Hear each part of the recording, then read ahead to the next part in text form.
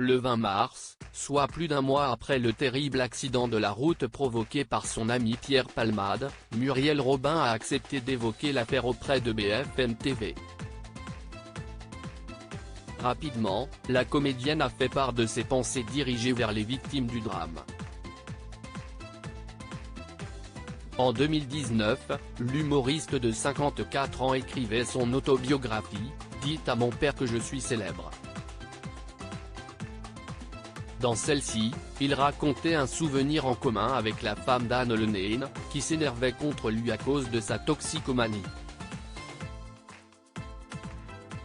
Muriel, elle aussi, remarque que je déconne, lançait Pierre Palmade dans son ouvrage, après avoir parlé de Jacqueline Maillan, qui avait remarqué qu'il consommait de la cocaïne. L'humoriste de 67 ans, qui connaissait un franc succès sur scène, comptait alors sur lui pour créer, à quatre mains, de nouveaux sketchs.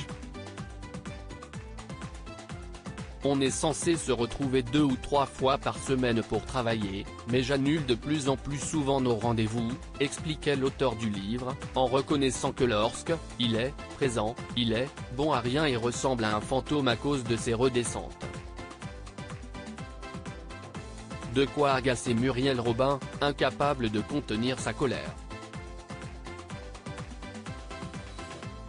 Tu as vu ta tête, Pierre ?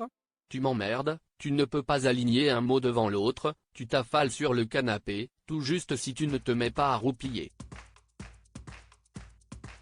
On a du boulot, et toi, tu cours, lui avait-elle reproché, hors d'elle.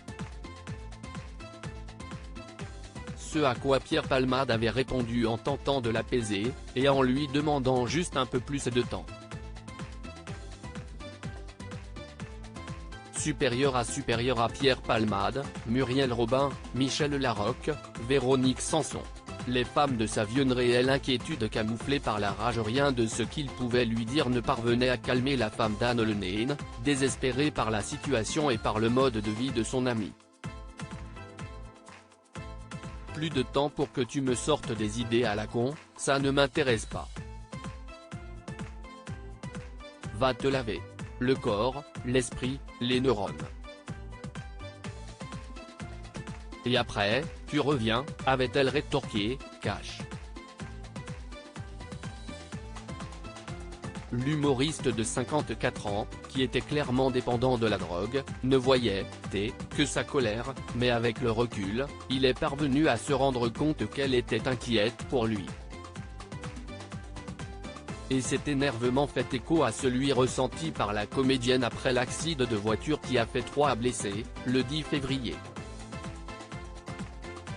Elle avait d'ailleurs disputé son ami à l'hôpital, en le traitant d'assassin et en lui écrivant une lettre incendiaire dans laquelle elle l'accusait d'avoir bouleversé la vie d'une famille, à cause de son addiction à la cocaïne. Article écrit avec la collaboration de 6 médias Crédit Photo, Coadic Guirec.